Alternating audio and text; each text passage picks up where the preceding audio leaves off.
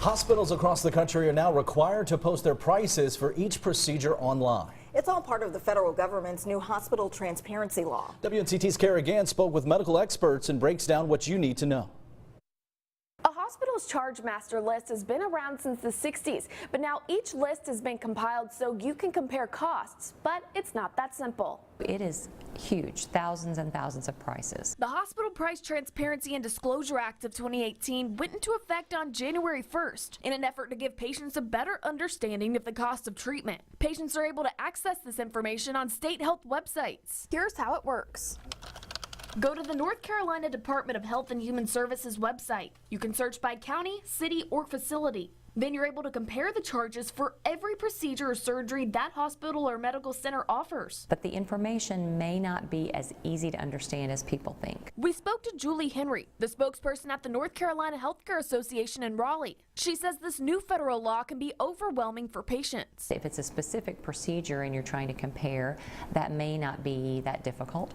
But if you're trying to itemize things that are going to be potentially part of your care, then that could be a little more confusing. Henry says at first glance, the charges can be frightening. And almost nobody pays that amount. So if a consumer is looking at that number as the number that they will pay, chances are that they probably will not pay that amount. One procedure may cost thousands of dollars. So I think it would be a mistake for people to look at it and consider it a price list. Henry adds there are a lot of factors that go into what you as a consumer will pay. Health insurance being the leading contender. But there's also a lot that goes into the way each hospital prices a procedure. Is an amount that's kind of determined by individual hospitals based on their own demographic. Are they a teaching hospital? Do they have a high percentage of uninsured population coming to their hospital? What charges do they need to set in order to continue meeting their mission to serve their communities?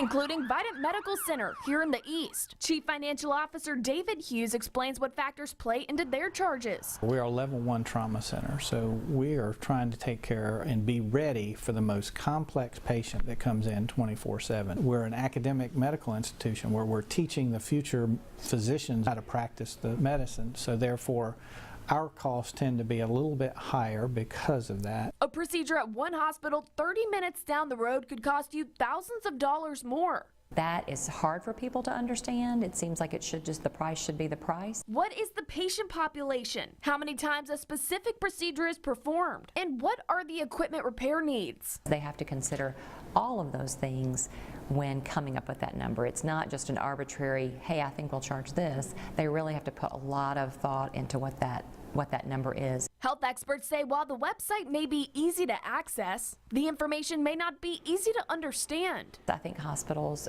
are concerned about people getting the wrong information or getting not having the context for the information that's out there. Decoding how a procedure is labeled on the website is also an area of concern. As you get more involved in healthcare, you pick up a language that we need to make it simplified. However, there are some things that are just highly complex that make it very difficult to put in a very narrow 2-word, 3-word soundbite as to what it is. We have to do a better job of being able to make that more discernible for our patients. I think it's important to have information, and if you have the time, in other words, if you have a planned procedure coming up and you do have the time to do your research, then by all means do your research, but don't just use one thing as the basis for your decision. If you were buying anything else, would cost be the only factor that you would consider? That's the hard thing to put on one web page. Both the Healthcare Association and Vidant Medical Center say the best way to understand what you will pay after a hospital visit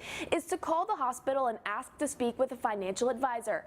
In the studio, Kara Gann, 9 on your side.